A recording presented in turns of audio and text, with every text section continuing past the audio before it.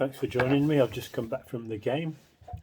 It was a Carabao Cup game on Tuesday the 20th of December 2022, and it finished Wolves 2, Gillingham 0.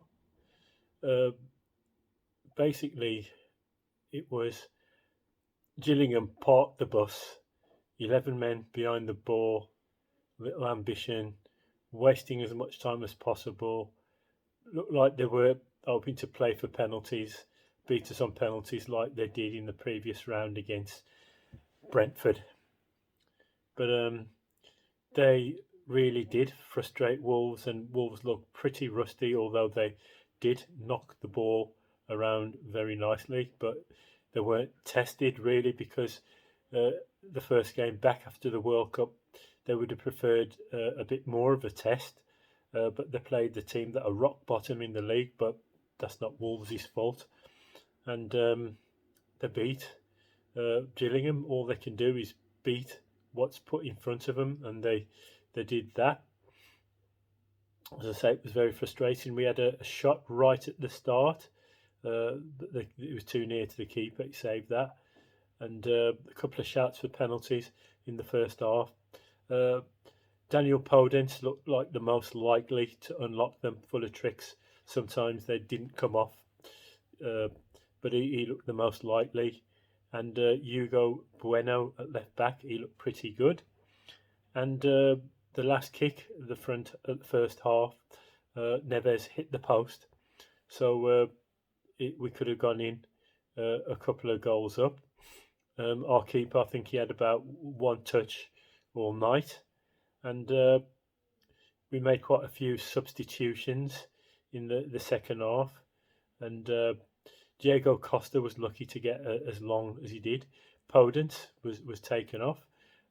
Diego Costa came off, and he was replaced by Aït-Nouri. The penalty came as a result when we had a corner. I think it was Bueno had his shirt pulled, and Raul stepped up, and he did his usual shimmy, waited until the goalkeeper committed himself, and then tucked it in the far corner.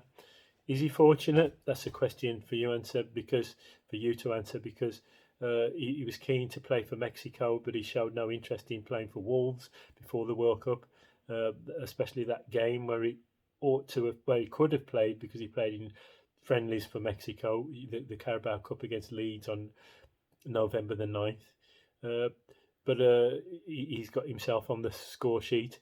You answer that question. Was he fortunate to be given such a warm reception, or he's on our book, so we've got to use him and just hope that he's anything like, but we'll see. And the second goal was by Aït-Nouri, who tucked it away nicely in the bottom corner. But it seemed as though towards the end, after we'd scored a goal, that we created more chances in the last 5 to 10 minutes than we did in the rest of the game, because Wang was through, and he lifted it past the goalkeeper. Adama was through, but I think the keeper blocked it, and in the end we could have won about 4 or 5-0. But it's hard to say how we're doing, because, as I say, we weren't really tested, because we were playing against the team 92nd out of 92 in the league. So the next game is Everton away on Boxing Day. We looked very rusty at first, but we were shaking off the rust towards the end of the game. And but against Everton on Boxing Day away, hopefully we would have shaken off the rust, and we'll resume running, because Julian Lopetegui, his first match, you say you can't really tell much from playing against the team 92nd out of 92 in the league, but all you can do is beat the team that's put in front of you, and that's what we did. So it was against a team that sought to frustrate us, park the bus, 11 men behind the ball, looked like they were playing for extra time, but in the end we did it. Hope you found that interesting. I'm out.